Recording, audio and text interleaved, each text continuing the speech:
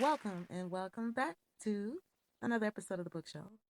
Thank you for joining me. And tis the season to be spooky because we are going to be reading Thinner.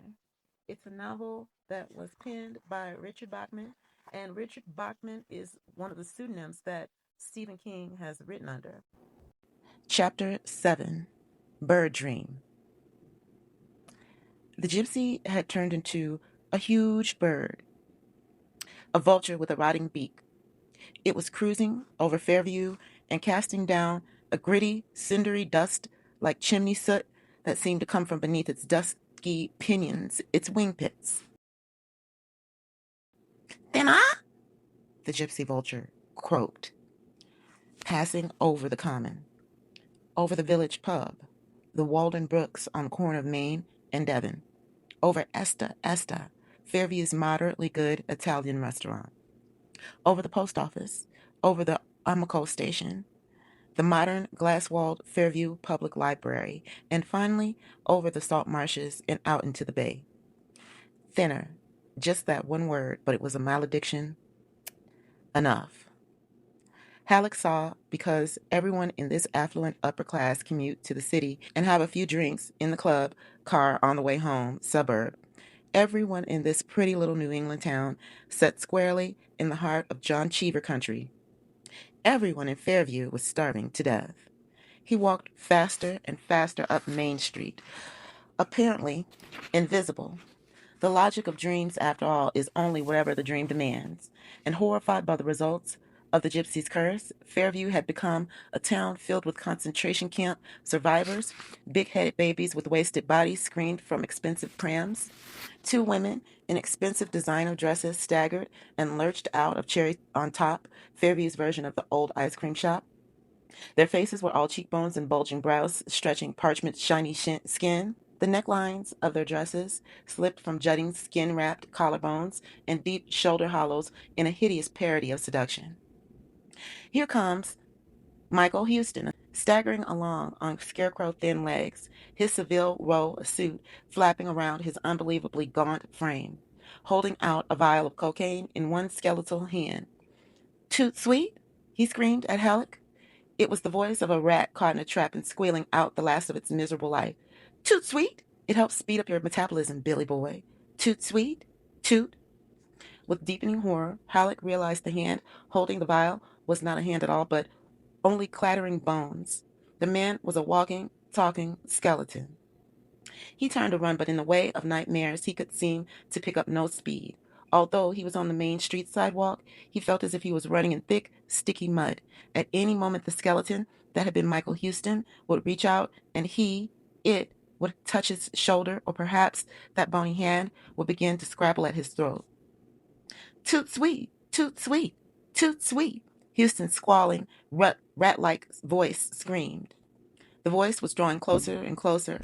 Halleck knew that if he turned his head, the apparition would be close to him, so very close. Sparkling eyes bulging from sockets of naked bone, the uncovered jawbone jerking and snapping. He saw Yard Stevens shambles out of heads up, his beige barber's smock flapping over a chest and a belly that were now non-existent. Yard was screeching in a horrid, crow-like voice, and when he turned toward Halleck, he saw it was not Yard at all, but Ronald Reagan. "Where's the rest of me?" he screamed. "Where's the rest of me? Where's the rest of me?" Thinner, thinner. Michael Houston was now whispering into Halleck's ear. And now what Halleck had feared happened. Those finger bones touched him, twiddling and twitching at his sleeve, and Halleck thought he would go mad at the feeling. Thinner, so much thinner. Toot to sweet, and thin to thin. It was his wife, Billy boy. His wife. And you're in trouble. Oh, baby, so much trouble. Chapter 8. Billy's Pants. Billy jerked away, breathing hard, his hand clapped across his mouth. Heidi slept peacefully beside him, deeply buried in a quilt. A mid-spring wind was running around the eaves outside. Halleck took one quick, fearful look around the bedroom, assuring himself that Michael Houston, or a scarecrow version of him, was not in attendance. It was just his bedroom, every corner of it known. The nightmare began to drain away, but there was still enough of it left so that he scooted over next to Heidi. He did not touch her, she woke easily, but he got into the zone of her warmth and stole part of her quilt. Just a dream. a voice in his mind answered implacably. Sleep came again, eventually. The morning following the nightmare, the bathroom scales showed him at 215, and Halleck felt hopeful. Only 2 pounds. Houston had been right, coke or not. The process was slowing down. He went downstairs whistling and ate 3 fried eggs and half a dozen link sausages. On his ride to the train station, the nightmare recurred to him in vague fashion, more as a feeling of deja vu than actual memory. He looked out the window as he passed Heads Up, which was flanked by Frank's Fine Meats and Toys Our Joys, and for just a moment he expected to see a half score of lurching, shambling skeletons, as if comfortable, plushy Fairview had somehow been changed into BFI. But the people on the streets looked okay, better than okay. Yard Stevens, as physically substantial as ever, waved. Halleck waved back and thought, "Your metabolism is warning you to quit smoking, Yard." The thought made him smile a little, and by the time his train pulled into Grand Central, the last vestiges of the dream were forgotten. His mind at rest on the matter of his weight loss, Halleck neither weighed himself nor thought much about the matter for another 4 days, and then an embarrassing thing very nearly happened to him, in court and in front of Judge Hilmer Boynton, who had no more sense of humor than your average land turtle. It was stupid, the kind of thing you have bad dreams about when you're a grade school kid. Halleck stood to make an objection, and his pants started to fall down. He got halfway up, felt them sliding relentlessly down his hips and buttocks, bagging at the knees, and he sat down very quickly. In one of those moments of almost total objectivity, the ones which come unbidden and which you would often just as soon have forgotten, Halleck realized that his movement must have looked like some sort of bizarre hop. William Halleck, attorney at law, does his Peter Rabbit riff. He felt a blush mount into his cheeks. "Is it an objection, Mr. Halleck, or a gas attack?" The spectators, mercifully few of them, tittered. "Nothing, Your Honor," Halleck muttered. I changed my mind." Boynton grunted. The proceedings droned on, and Halleck sat sweating, wondering just how he was going to get up. The judge called a recess 10 minutes later. Halleck sat at the defense table, pretending to pore over a sheaf of papers. When the hearing room was mostly empty, he rose, hands stuffed into his suit coat pockets, in a gesture he hoped looked casual. He was actually holding his trousers up through his pockets. He took off the suit coat in the privacy of a men's room stall, hung it up, looked at his pants, and then took off his belt. His pants, still buttoned and zipped, slithered down to his ankles. His change made a muffled jingle as his pockets struck the tile. He sat down on the toilet, held the belt up like a scroll, and looked at it. He could read a story there which was more than unsettling. The belt had been a Father's Day present 2 years ago from Linda. He held the belt up, reading it, and felt his heart speeding up to a frightened run. The deepest indentation in the Knicks belt was just beyond the first hole. His daughter had bought it a little small, and Halleck remembered thinking at the time, ruefully, that it was perhaps forgivable optimism on her part. It had, nevertheless, been quite comfortable for a long while. It was only since he quit smoking that it got to be a bit hard to buckle the belt, even using the first hole. After he quit smoking, but before he'd hit the gypsy woman. Now there were other indents in the belt, beyond the second hole, and the fourth, and the fifth, finally the sixth and last. Halleck saw with growing horror that each of the indents was lighter than the last. His belt told a truer, briefer story than Michael Houston had done. The weight loss was still going on, and it wasn't slowing down. It was speeding up. He'd gotten to the last hole in the Knicks belt he'd believed only 2 months ago he would have to quietly retire as too small. Now he needed a seventh hole, which he didn't have. He looked at his watch and saw he'd have to get back soon, but some things were more important than whether or not Judge Boynton decided to enter a will into probate. Halleck listened.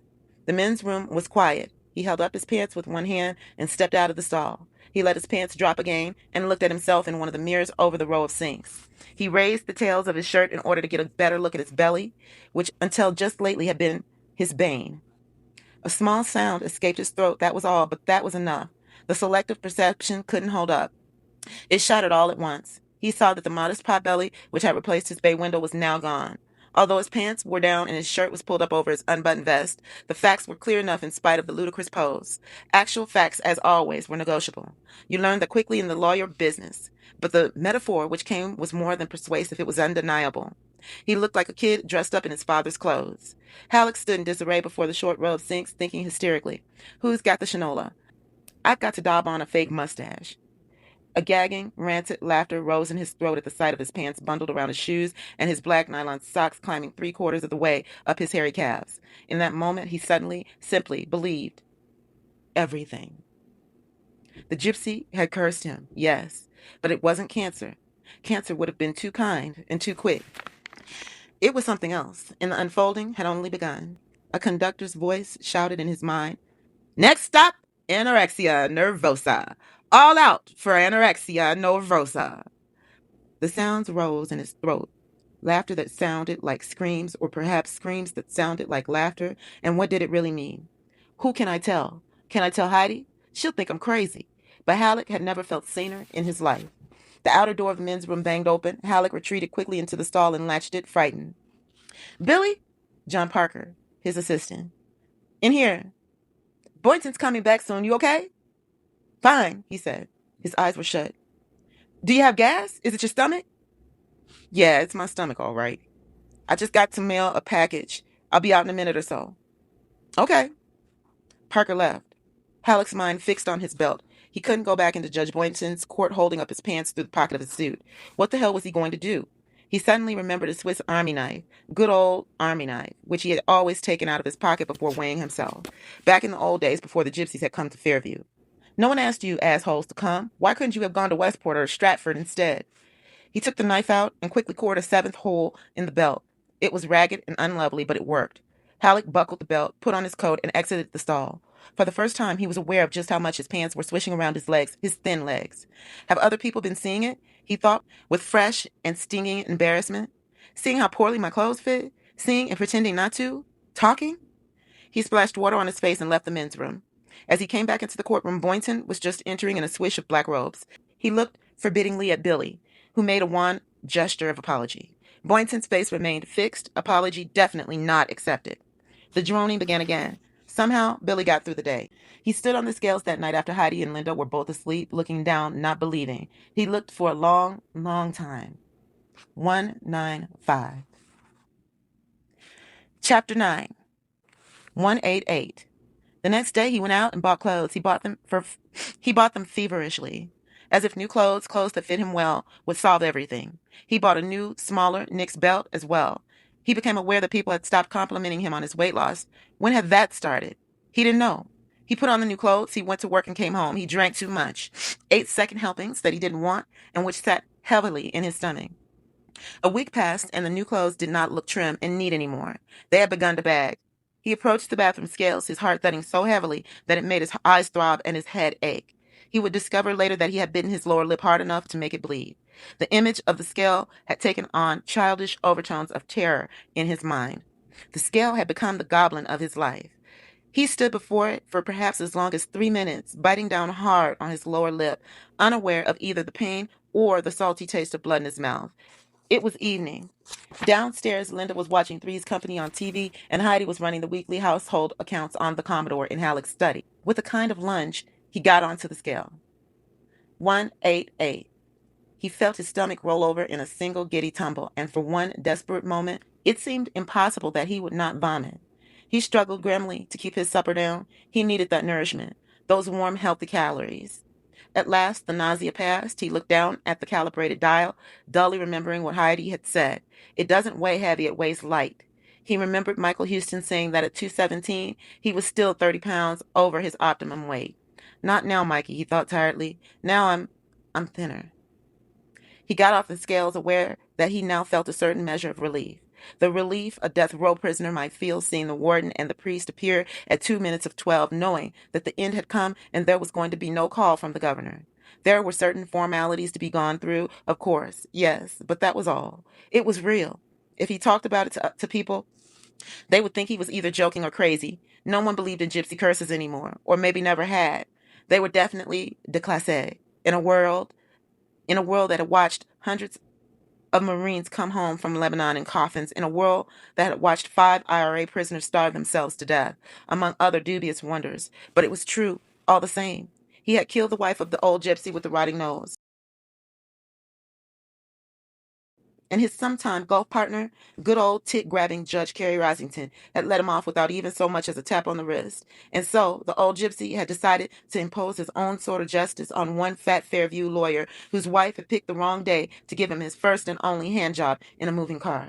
The sort of justice a man like his, sometimes friend, Janelli, might appreciate.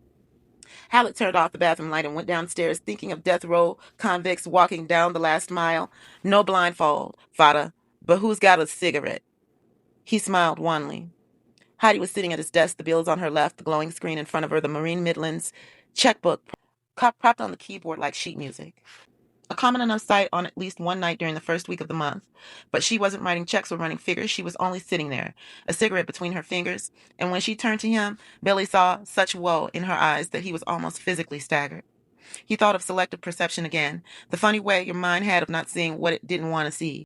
Like the way you kept pulling your belt smaller and smaller to hold your oversized pants up around your shrinking waistline, or the brown circles under your wife's eyes, or the desperate question in those eyes. Yeah, I'm still losing weight, he said. Oh, Billy, she said, and exhaled in a long, trembling sigh. But she looked a little better, and Halleck supposed she was glad it was out in the open. She hadn't dared mention it, just as no one at the office had dared to say, "Your clothes are starting to look like they come from Omar the tent maker, Billy boy. Say, you haven't got a growth or anything, do you? Somebody hit you with the old cancer stick, did they, Billy? You got yourself a great big old tumor inside you someplace, all black and juicy, sort of a rotted human toadstool down there in your guts, sucking you dry?" Oh no, nobody says that shit. They let you find it out for yourself. One day you're in court and you start to lose your pants when you stand up to say, "Your Honor, I object," in the heat, in the best Perry Mason tradition, and nobody has to say a motherfucking word. Yeah, he said, and then actually laughed a little, as if to cover same. How much? The scale upstairs says I'm down to 188. Oh, Christ! He nodded toward her cigarettes. Can I have one of those? Yes, if you want one, Billy. You're not to say a word to Linda about this, not one. Don't have to, he said, lighting up. The first drag made him feel dizzy. That was okay. The dizziness was kind of nice. It was better than the numb horror that had accompanied the end of the selective perception. She knows I'm still losing weight. I've seen it on her face. I just didn't know what I was seeing until tonight. You've got to go back to see Houston, she said. She looked badly frightened, but that confused expression of doubt and sorrow that was gone from her eyes now. The metabolic series. Heidi, listen to me, he said, and then stopped. What? She asked. What, Billy? For a moment he almost told her everything. Something stopped him, and he was never sure later what it was, except that, for one moment, sitting there on the edge of his desk and facing her with their daughter watching TV in the other room and one of her cigarettes in his hand, he felt a sudden savage moment of hate for her. The memory of what had happened, what had been happening in the minute or so before the old gypsy woman darted out into the traffic, returned to him in a flash of total recall. Heidi had scooted over next to him and put her left arm around his shoulders, and then, almost before he was aware it had happened, she had unzipped his fly. He felt her fingers, light and oh so educated, slip through the gap and then through the opening in his shorts. In his teens, Billy Halleck had occasionally perused, with sweaty hands and slightly bulging eyes, what were referred to by his peers as stroke books, and sometimes in these stroke books, a hot bimbo would wrap her educated fingers around some fellow's stiffening member, all nothing but wet dreams set and tight, of course. Except here was Heidi. Here was his wife gripping his own stiffening member, and by damn she was beginning to jerk him off. He had glanced at her astonished, and had seen the roguish smile on her lips. Heidi, what are you? Shh, don't say a word. What had possessed her? She had never done such a thing before, and Halleck would have sworn that such a thing would never have crossed her mind. But she had done it, and the old gypsy woman had darted. Oh, tell the truth. As long as the scales are dropping from your eyes, you might as well drop all of them, don't you think? You got no business lying to yourself. The hour has gotten too late for that. Just the facts, ma'am. All right, the facts.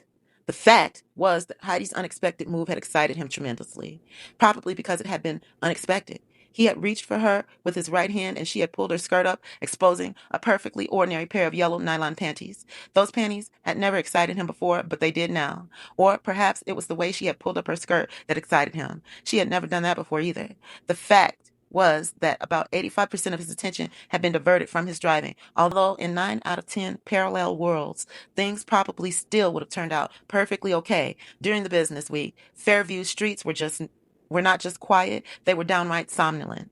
But never mind that. The fact was that he hadn't been in 9 out of 10 parallel worlds. He had been in this one. The fact was that the old gypsy woman hadn't darted out from between the Subaru and the Firebird with the racing stripe. The fact was that she simply walked from between the two cars, holding a net bag full of purchases in one gnarled and liver-spotted hand, the sort of net bag English women often take with them when they go shopping along the village high street.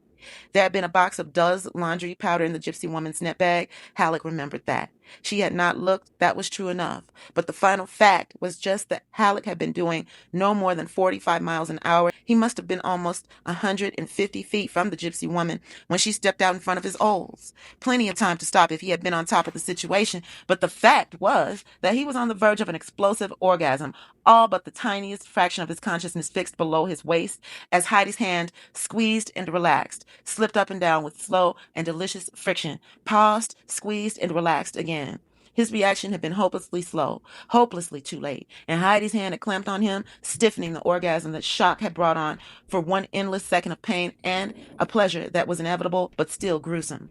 Those were the facts. But hold it a second, folks. Hang on a bit, friends and neighbors. There were 2 more facts, weren't there? The first fact was that if Heidi hadn't picked that particular day to try out a little autoeroticism, Halleck would have been on top of his job and his responsibility as the operator of a motor vehicle. And the Olds would have stopped at least 5 feet short of the old gypsy woman, stopped with a screech of brakes that would have caused the mothers wheeling their babies across the common to look up quickly. He might have shouted, "Why don't you look where you're going?" at the old woman while she looked at him with a species of stupid fright and incomprehension. He and Heidi would have watched her scurry across the street, their hearts thudding too hard in their chest. Perhaps Heidi would have wept over the fallen grocery bag and the mess on the carpet in the back. But things would have been all right. There would have been no hearing, and no old rotted-nosed gypsy waiting outside to caress Halleck's cheek and whisper his dreadful one-word curse. That was the first ancillary fact. The second ancillary fact, which proceeded from the first, was that all of this could be traced directly back to Heidi. It had been her fault, all of it. He had not asked her to do what she'd done. He had not said, "Say, how about you jack me off while we drive home, Heidi? It's 3 miles. You got time?" No, she had just done it. And should you wonder, her timing had been ghastly. Yes, it had been her fault, but the old gypsy hadn't known that, and so Halleck had received the curse. And Halleck had now lost a grand total of 61 pounds. And there she sat. And there were brown circles under her eyes, and her skin looked too sallow. But those brown circles weren't going to kill her, were they? No, diddle the sallow skin. The old gypsy hadn't touched her. So the moment when he might have confessed his fears to her, when he might have said simply, "I believe I'm losing weight because I've been cursed," that moment passed. The moment of crude and unalloyed hate, an emotional boulder shot out of his subconscious by some crude and primitive catapult, passed with it. "Listen to me," he said, and like a good wife she had responded, "What, Billy?" "I'll go back and see Mike Houston again," he said, which was not what he had originally intended to say at all. "Tell him to go ahead and book the metabolic series. As Albert Einstein was wont to say, what the fuck?" "Oh, Billy," she said, and held her arms out to him. He went into them and because there was comfort there, he felt shame for his bright hate of only moments ago. But in the days which followed as Fairview spring proceeded at its usual understated and slightly preppy pace into Fairview summer, the hate recurred more and more often, in spite of all he could do to stop it or hold it back. Chapter 10, 179. He made the appointment for the metabolic series through Houston, who sounded less optimistic after hearing that Halleck's steady weight loss had continued and that he was, in fact, down 29 pounds since his physical the month before. "There still may be a perfectly normal explanation for all this," Houston said, calling back with the appointment and the information 3 hours later. And that told Halleck all he needed to know. The perfectly normal explanation, once the odds-on favorite in Houston's mind, had now become the dark horse. "Uh-huh," Halleck said, looking down at where his belly had been. He never would have believed you could miss the gut that jutted out in front of you, the gut that had eventually gotten big enough to hide even the tips of his shoes. He'd had to lean and peer to find out if he needed a shine or not. Especially, he never would have believed it if you told him such a thing was possible while he was climbing a flight of stairs after too many drinks the night before, clutching his briefcase grimly, feeling of dew of sweat on his forehead, wondering if this was the day the heart attack was going to come. A paralyzing pain on the left side of his chest, which suddenly broke free and ripped down his left arm. But it was true. He missed his damn gut. In some weird way, he couldn't understand even now. That gut had been a friend. If there's still a normal explanation, he said to Houston, what is it? This is what those guys are going to tell you, Houston said. We hope. The appointment was at the Henry Glassman Clinic, a small private facility in New Jersey. They would want him there for 3 days. The estimated cost of his stay and the menu of tests they expected to run on him made Halleck very glad he had complete medical coverage. Send me a get well card, Halleck said bleakly and hung up. His appointment was for May 12th, a week away. During the days between, he watched himself continue to erode, and he strove to contain the panic that nibbled slowly away at his resolve to play the man. Daddy, you're losing too much weight, Linda said uneasily at dinner one night. Halleck, sticking grimly by his guns, had downed 3 thick pork chops with applesauce.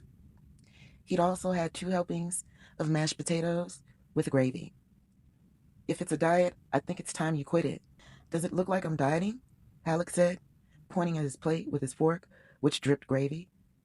He spoke mildly enough, but Linda's face began to work, and a moment later, she fled from the table, sobbing, her napkin pressed to her face. Halleck looked bleakly at his wife, who looked bleakly back at him. This is the way the world ends, Halleck thought inanely. Not with a bang, but a thinner. I'll talk to her, he said, starting to get up. If you go see her looking like you do right now, you'll scare her to death, Heidi said, and he felt that surge of bright metallic hate again. 186, 183, 181, 180. It was as if someone, the old gypsy with the rotting nose, for instance, was using some crazy, supernatural eraser on him, rubbing him out, pound by pound. When had he at last weighed 180? College? No, probably not since he had been a senior in high school. On one of his sleepless nights between the 5th of May and the 12th, he found himself remembering an explanation of voodoo he had once read. It worked because the victim thinks it works. No big supernatural deal, simply the power of suggestion. Perhaps, he thought, Houston was right, and I'm thinking myself then because that old gypsy wanted me to. Only now I can't stop. I could make $1 million writing a response to that Norman Vincent Peale book. Call it The Power of Negative Thinking. But his mind suggested the old power of suggestion idea was, in this case at least, a pile of crap. All that gypsy said was, he didn't say, by the power vested in me, I curse you to lose 6 to 9 pounds a week until you die. He didn't say, eeny, meeny, chilly beany, soon you will need a new Knicks belt, or you will be filing objections in your jockey shorts. Hell, Billy, you didn't even remember what he said until after you'd started to lose the weight. Maybe that's just when I became consciously aware of what he said, Halleck argued back. And so the argument raged. Oh, sleepy. Sorry, I just woke up, you guys. And so the argument raged. But it was psychological, though. If it was the power of suggestion, the question of what he was going to do about it remained. How was he supposed to combat it? Was there a way he could think himself fat again? Suppose he went to a hypnotist. Hell, a psychiatrist, and explained the problem. The shrink would hypnotize him and plant a deep suggestion that the old gypsy man's curse was invalid. That might work. Or, of course, it might not. 2 nights before he was scheduled to check into Glassman Clinic, Billy stood on the scales, looking dismally down at the dial. 179 tonight. And as he stood looking down at the dial, it occurred to him in a perfectly natural way, the way things so often occur to the conscious mind after the subconscious has mulled them over for days and weeks, that the person he really ought to talk to about these crazy fears was Judge Carey Rosington. Rosington was a tit grabber when he was drunk, but he was a fairly sympathetic and understanding guy when he was sober, up to a point at least. Also, he was relatively close-mouthed.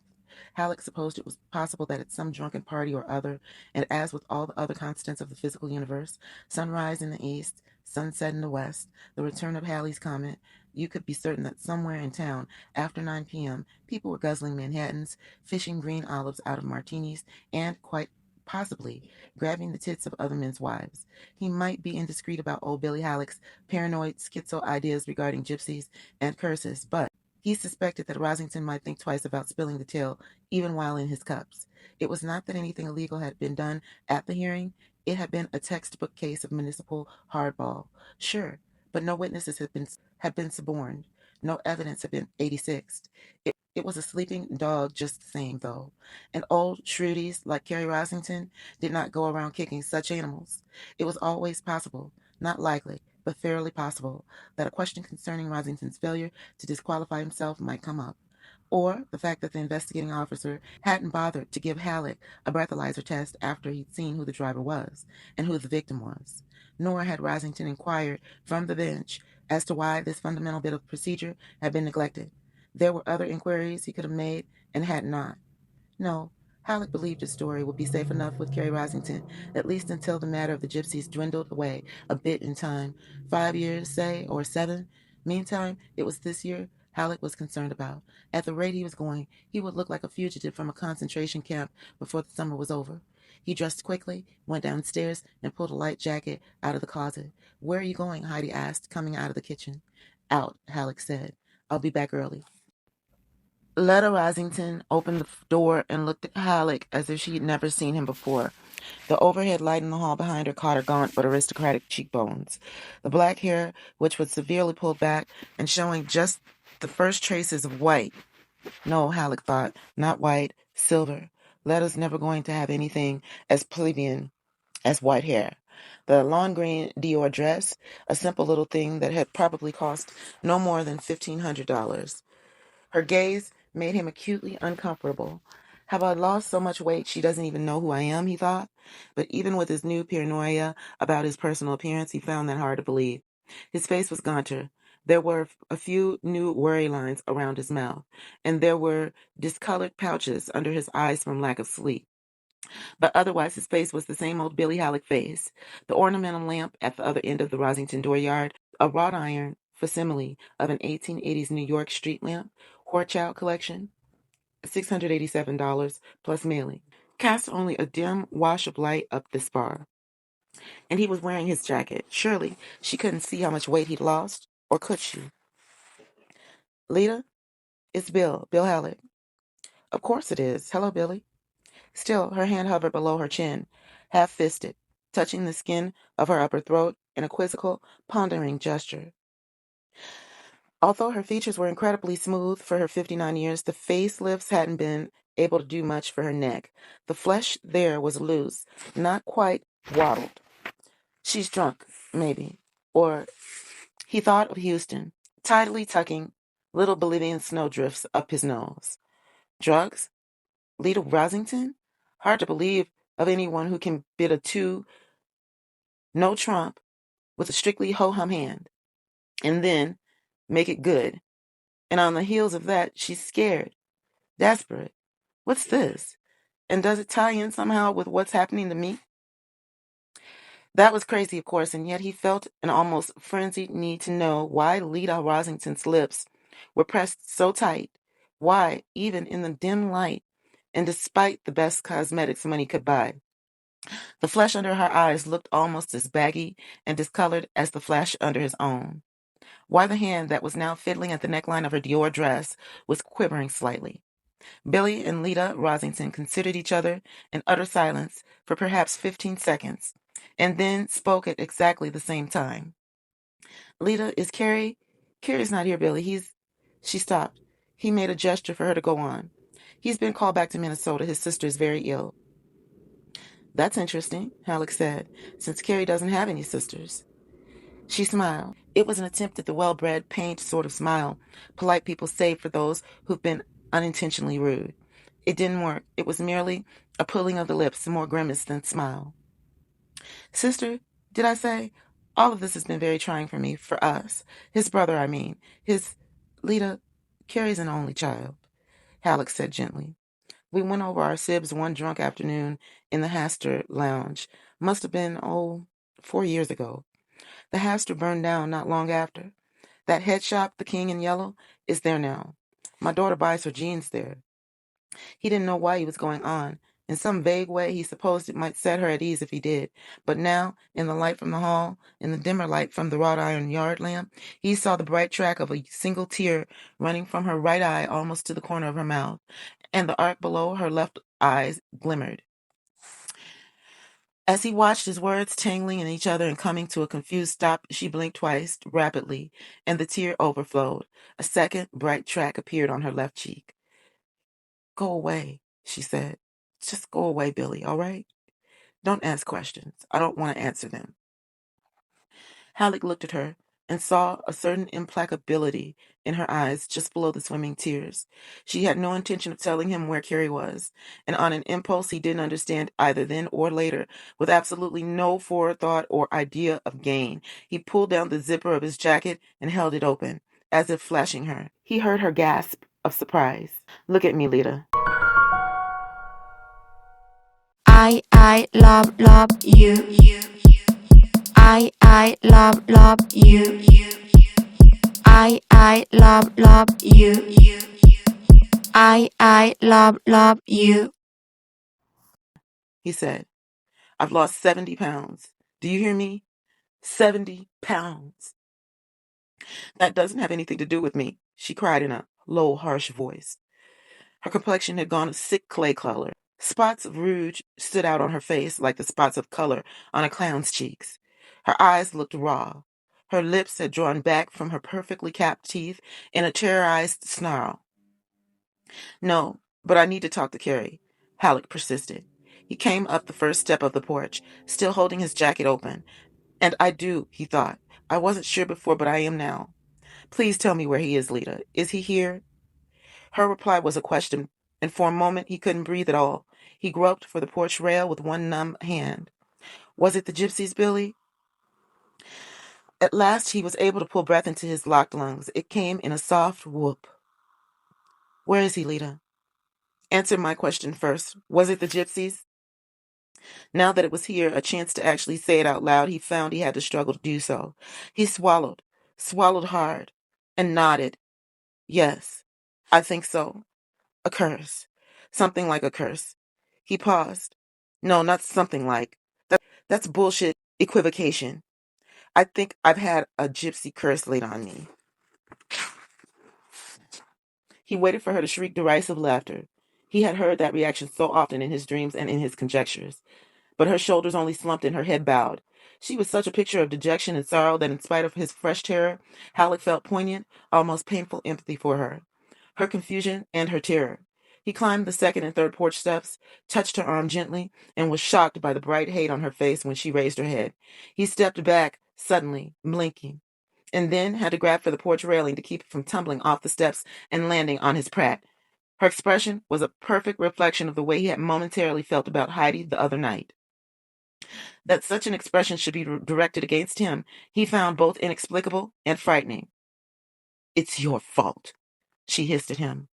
"All your fault. Why did you have to hit that stupid gypsy cunt with your car? It's all your fault." He looked at her, incapable of speaking. "Cunt?" He thought confusedly. Did I hear Lita Rosington say cunt? Who would have believed she even knew such a word? His second thought was, "You've got it all wrong, Lita. It was Heidi, not me.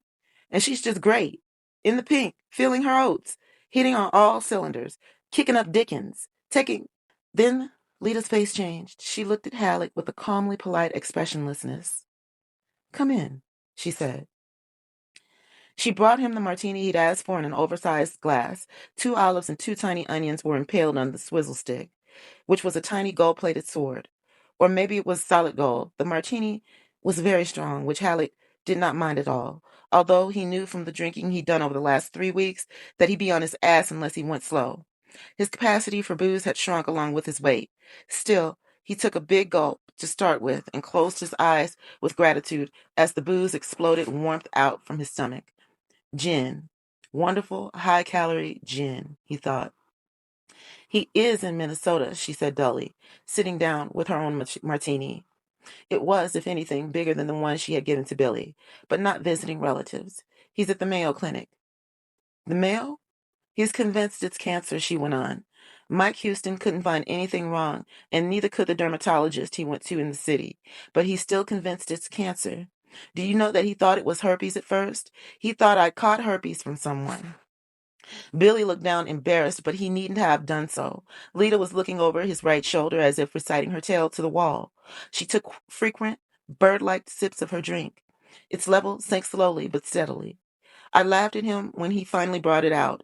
I laughed and said, Carrie, if you think that is herpes, then you know less about venereal diseases than I do about thermodynamics. I shouldn't have laughed, but it was a way to relieve pressure, you know? The pressure and the anxiety.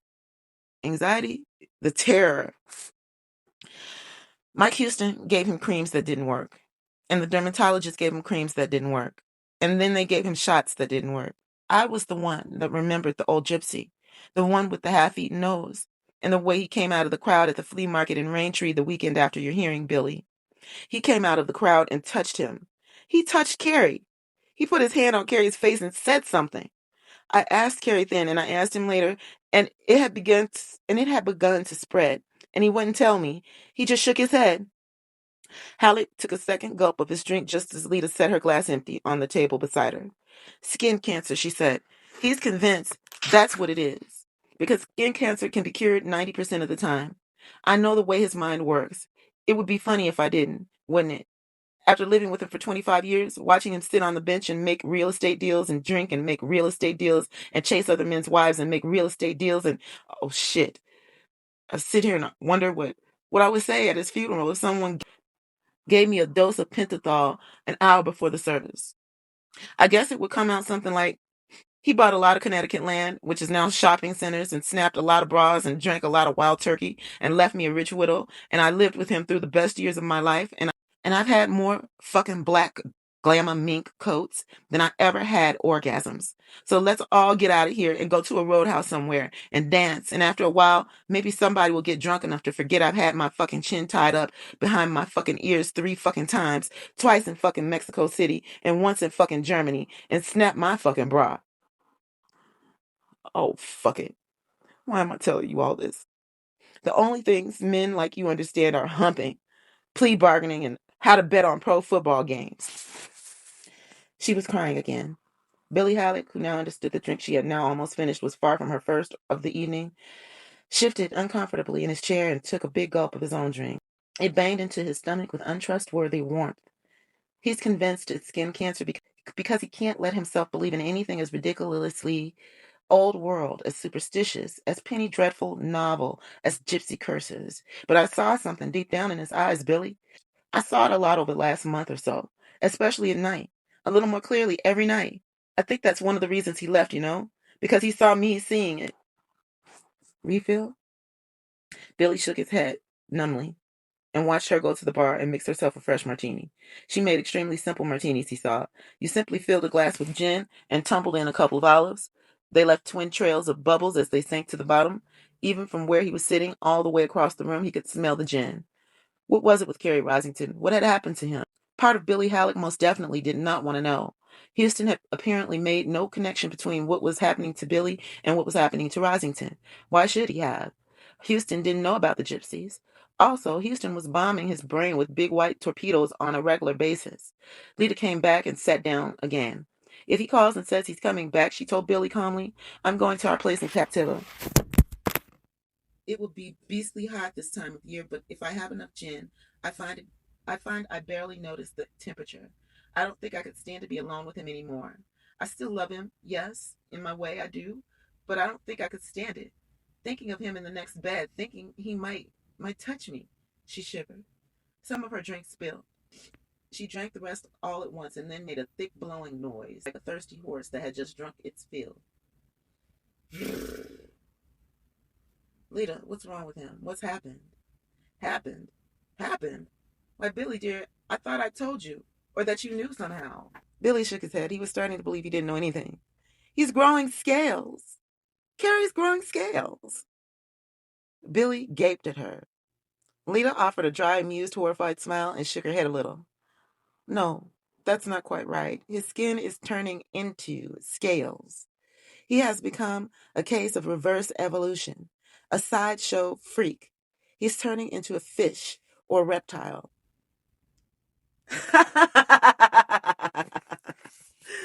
She laughed suddenly, a harsh, cawing shriek that made Halleck's blood run cold. She's tottering on the brink of madness, he thought. The revelation made him colder still. I think she'll probably go to Captiva no matter what happens. She'll have to get out of Fairview if she wants to save her sanity. Yes. Lita clapped both hands over her mouth and then excused herself as if she had burped or perhaps vomited instead of laughed. Billy, incapable of speaking just then, only nodded and got up to make himself a fresh drink after all. She seemed to find it easier to talk now that he wasn't looking at her, now that he was at the bar with his back turned and Billy purposely lingered there. Chapter 11. The Scales of Justice. Carrie had been furious, utterly furious, at being touched by the old gypsy. He had gone to see the Raintree chief of police, Alan Chalker, the following day. Chalker was a poker buddy, and he had been sympathetic. The gypsies had come to Raintree directly from Fairview, he told Carrie.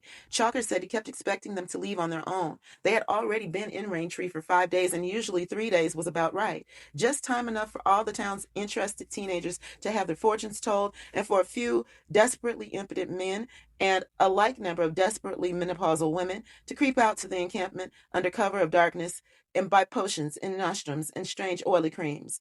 After 3 days, the town's interest in the strangers always waned. Chalker had finally decided they were waiting for the flea market on Sunday. It was an annual event in Raintree and drew crowds from all 4 of the surrounding towns. Rather than make an issue of their continuing presence, gypsies, he told Carrie, could be as ugly as ground wasp if you poke them too hard. He decided to let them work the departing flea market crowds, but if they weren't gone come Monday morning, he would move them along. But there had been no need. Come Monday morning, the farm field where the gypsies had camped was empty except for wheel ruts, empty beer, and soda cans. The gypsies apparently had no interest in Connecticut's new bottle and can deposit law. The blackened remains of several small cook fires and 3 or 4 blankets so lousy that the deputy Chalker sent out to investigate would only poke at them with a stick, a long stick. Sometime between the sundown and sunup, the gypsies had left the field, left Raintree, left Patchen County. Had, Chalker told his old poker buddy, Kerry Rosington, left the planet as far as he either knew or cared, and good riddance. On Sunday afternoon, the old gypsy man had touched Carrie's face. On Sunday night, they had left. On Monday morning, Carrie had gone to Chalker to lodge a complaint. Just what the legal basis of the complaint might have been, Lita Rosington didn't know.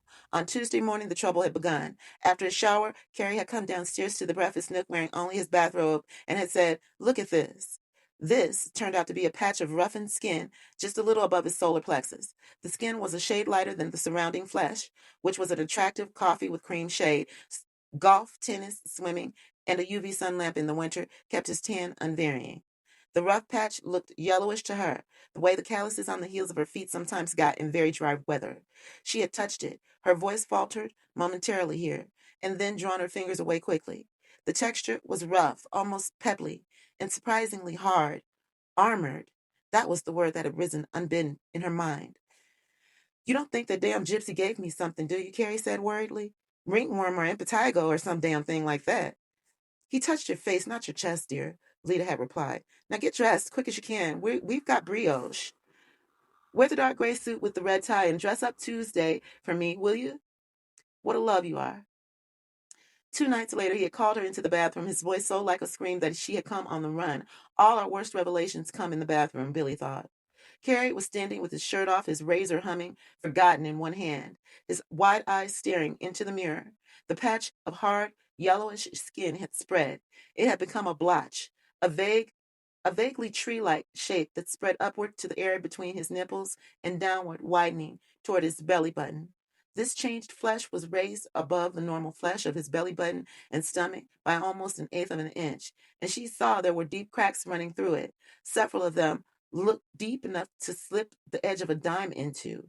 For the first time, she thought he was beginning to look, well, scaly, and felt her gorge rise. "What is it?" he nearly screamed at her. "Lita, what is it?"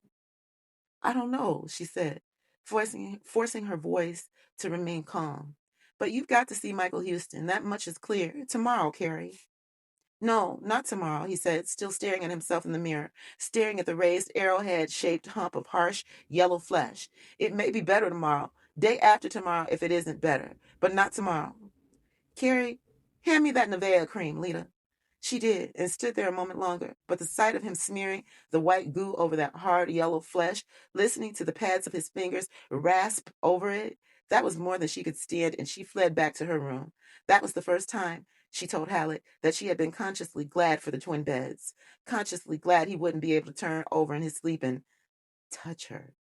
She had lain awakeful for hours, she said, hearing the soft rasp of his fingers moving back and forth across that alien flesh. He told her that he told her the following night that it was better. The night after that, he claimed it was better still. She supposed she should have seen the lie in his eyes, and that he was lying to himself more than he was to her. Even in his extremity, Carrie had remained the same selfish son of a bitch she supposed he had always been. But it hadn't all been Carrie's doing, she added sharply, still not turning back from the bar where she was now fiddling aimlessly with the glasses. She had developed her own brand of highly specialized selfishness over the years. She had needed the illusion almost as much as he had. On the third night, he had walked into their bedroom wearing only his pajama pants. His eyes were soft and hurt, stunned. She had been rereading a Dorothy Sayers mystery. They were, for always and ever, her favorites, and it dropped from her fingers as she saw him. She would have screamed, she told Billy, but it seemed to her that all her breath was gone, and Billy had time to reflect that no human feeling was truly unique, although one might like to think so. Carrie Rosington had apparently gone through the same period of self-delusion, followed by shattering self-awakening that Billy had gone through himself. Lita had seen that the hard yellow skin, the scales, there was no longer any way to think of them as anything else, now covered most of Carrie's chest and all of his belly. It was as ugly and thickly humped up as burn tissue.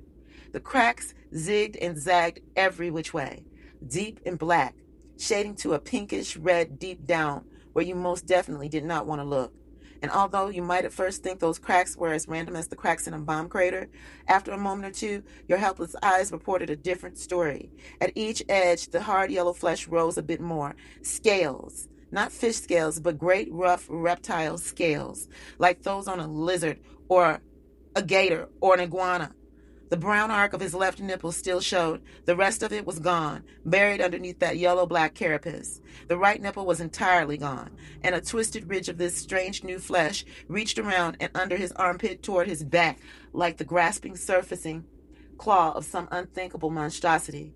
His navel was gone, and he lowered his pajama pants, she said. She was now working on her third drink, taking those same rapid bird-like sips. Fresh tears had begun to leak from her eyes, but that was all. That's when I found my voice again. I screamed at him to stop, and he did, but not before I'd seen it was sending fingers down into his groin. It hadn't touched his penis, at least it hadn't yet, but where it had advanced, his pubic hair was gone, and there were just those yellow scales. I thought you said it was getting better, I said. I honestly thought it was, he answered me, and the next day he made the appointment with Houston, who probably told him how he thought about the college kid with no brain and the old lady with the third set of teeth, and asked if he'd like a short snort of old brain squirts. A week later, Rosington had been seeing the best team of dermatologists in New York. They knew immediately what was wrong with him, they said, and a regimen of hard gamma X-rays had followed. The scaly flesh continued to creep and spread. It did not hurt, Rosington told her. There was a faint itching at the borders between his old skin and this horrible new invader, but that was all. The new flesh had absolutely no feeling at all. Smiling the ghastly, shocked smile that was coming to be his only expression, he told her that the other day he had lit a cigarette and crushed it out on his own stomach slowly. There had been no pain, none at all. She had put her hands up to her ears and screamed at him to stop. The dermatologist told Carrie they had been a bit off course. What do you mean, Carrie asked. You guys said you knew. You said you were sure. They said, these things happen. Rarely, very rarely. But now we have it licked. All the tests, they said, bore this new conclusion out. A regimen of Hipovites, high-potency vitamins to those unfamiliar with high-priced doc talk, and glandular injections had followed. At the same time this new treatment was getting underway, the first scaly patches had begun to show up on Carrie's neck, the underside of his chin, and finally on his face. That was when the dermatologist finally admitted they were stumped. Only for the moment, of course. No such thing as incurable. Modern medicine, dietary regimen, and mumble. Likewise, blah-de-blah. Carrie would no longer listen to her if she tried to talk to him about the old gypsy. She told Hallett. Once he had actually raised his hand as if to strike her, and she had seen the first humping and roughening of the skin in the tender webbing between the thumb and forefinger on his right hand. Skin cancer, he had shouted at her. This is skin cancer. Skin cancer! Skin cancer! Now, will you, for Christ's sweet sake, shut up about that old wall? Of course, he was the one who was making at least nominal sense. She was the one who was talking in 14th century absurdities. And yet she knew it had been the doing of the old gypsy who had stepped out of the crowd at the Raintree flea market and touched Carrie's face. She knew it. And in his eyes, even when he raised his hand to her that one time, she saw that he knew it too. He had arranged for a leave of absence with Glenn Petrie, who was shocked to hear his old friend, fellow jurist, and golf partner Carrie Rosington had skin cancer. There had followed 2 weeks.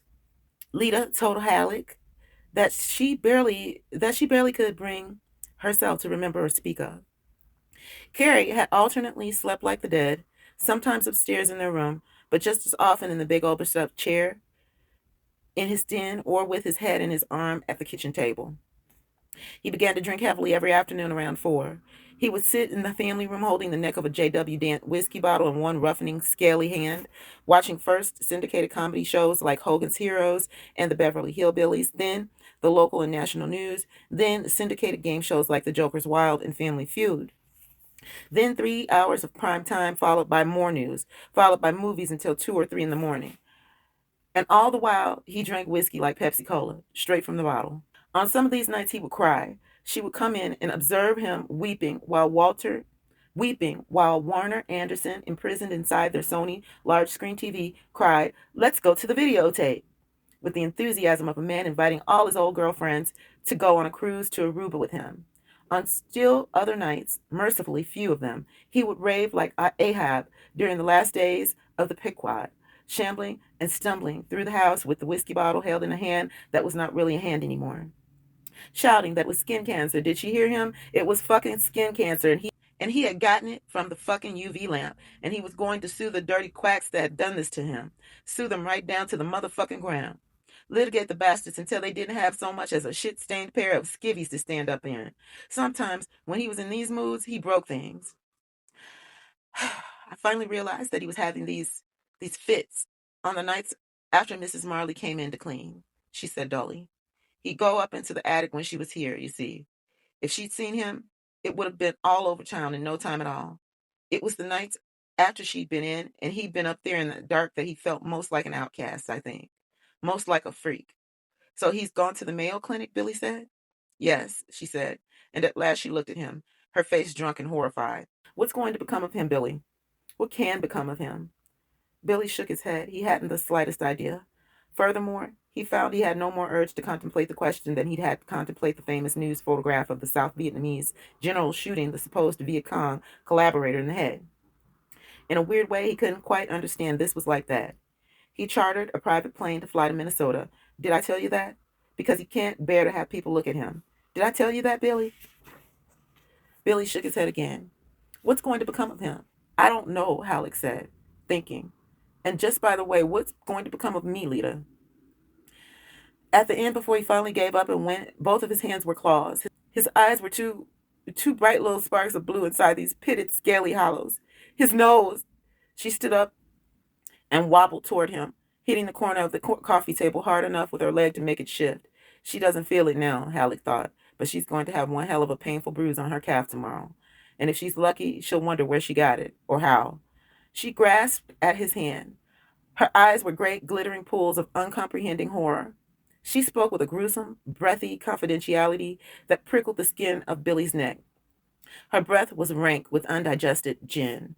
He looks like an alligator now, she said in what was almost an intimate whisper. Yes, that's what he looks like, Billy. Like something that just crawled out of a swamp and put on human clothes. It's like he's turning into an alligator, and I was glad he went. Glad! I think if he hadn't gone, I would have gone. Yes, just pack the bag and She was leaning closer and closer, and Billy stood up suddenly, unable to stand any more of this. Lita Rosington rocked back on her heels, and Halleck just barely managed to catch her by the shoulders. He had also drunk too much, it seemed. If he had missed her, she might very well have brained herself on the same glass-topped, brass-bound coffee table, Trifles, 587 plus mailing, on which she had struck her leg. Only instead of waking up with a bruise, she could have waked up dead. Looking into her half-mad eyes, Billy wondered if she might not welcome death. Lita, I have to go. Of course, she said. Just came for the straight dope, didn't you, Billy dear? I'm sorry, he said. I'm sorry about everything that's happened. Please believe me. And insanely, he heard himself adding, when you talk to Carrie, give him my best. He's hard to talk to now, she said remotely. It's happening inside his mouth, you see. It's thickening his gums, plating his tongue. I can talk to him, but everything he says to me, all of his replies come out in grunts. Mm, mm, mm, mm. He was backing into the hall, backing away from her, wanting to be free of her soft, relentlessly cultured tones, needing to be free of her gruesome, glittering eyes. He really is, she said, turning into an alligator. I expect that before long they may have to put him in a tank. They may have to keep his skin wet. Tears leaked from her raw eyes, and Billy saw she was dribbling gin from her canted martini glass onto her shoes. Good night, Lita, he whispered. Why, Billy? Why did you have to hit the old woman? Why did you have to bring this on Carrie and me? Why? Lita, come back in a couple of weeks, she said, still advancing as Billy groped madly behind him for the knob of the front door, holding on to his polite smile by a huge act of will. Come back and let me have a look at you when you've lost another 40 or 50 pounds. I'll laugh and laugh and laugh. He found the knob. He turned it. The cool air struck his flushed and overheated skin like a venison. Good night, Lita. I'm sorry. Save your sorry, she screamed and threw her martini glass at him. It struck the door jamb to Billy's right and shattered. Why did you have to hit her, you bastard?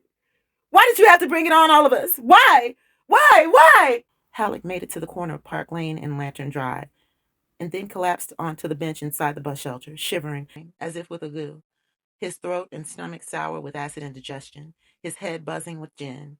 He thought, I hit her and killed her, and now I'm losing weight and I can't stop. Carrie Risington conducted the hearing. He let me off without so much as a tap on the wrist, and Carrie's in the Mayo Clinic. He's in the Mayo Clinic, and if you believe his wife, he looks like a fugitive from Maurice Sendak's Alligators All Around. Who else was in on it? Who else was involved in a way that the old gypsy might have decided called for revenge? He thought of the two cops rousting the gypsies when they came into town, when they had presumed to start doing their gypsy tricks on the town common. One of them had just been a spear carrier, of course, just a patrol car jockey following orders. Whose orders? Why, the police chief's orders, of course. Duncan Hopley's orders. The gypsies had been rousted because they had no permit to perform on the common. But of course, they would have understood that the message was somewhat broader than that. If you wanted gypsy folk out, there were plenty of ordinances. Vagrancy, public nuisances, spitting on the sidewalk, you name it. The gypsies had made a deal with a farmer out on the west side of town, a sour old man named Arncaster. There was always a farm, always a sour old farmer, and the gypsies always found him. Their noses had been trained to smell out guys like Arncaster. Billy thought now as he sat on the bench listening to the first droplets of spring rain strike the bus shelter's roof. Simple evolution. All it takes is 2,000 years of being moved along. You talk to a few people, maybe Madame Azonka does a free reading or two. You sniff for the name of the fellow in town who owns land but owes money. The fellow who has no great love for the town or for town ordinances, the guy who posts his apple orchards during hunting season out of pure orneriness, because he'd rather let the deer have his apples than let the hunters have the deer. You sniff for the name, and you always find it because there's always at least one Arncaster in the richest towns, and sometimes there are two or three to choose among. They parked their cars and campers in a circle just as their ancestors had drawn their wagons and hand carts into a circle 200, 400, 800 years before them. They obtained a fire permit, and at night there was talk and laughter, and undoubtedly a bottle or two passed from hand to hand. All of this, Halleck thought, would have been acceptable to Hopley. It was the way things were done. Those who wanted to buy some of whatever the gypsies were selling could drive out of sight, and the Arncaster place was something of an eyesore to begin with. The farms the gypsies found always were, and soon they would move on to Raintree or Westport, and from thence out of view and thought. Except that after the accident, after the old gypsy man had made a nuisance of himself by turning up on the courthouse steps and touching Billy Halleck, the way things were done was no longer good enough. Hopley had given the gypsies 2 days, Halleck remembered, and when they showed no signs of moving along, he had moved them along. First, Jim Roberts had revoked their fire permit, although there had been heavy showers every day for the previous week. Roberts told them that the fire danger had suddenly gone way, way up. Sorry.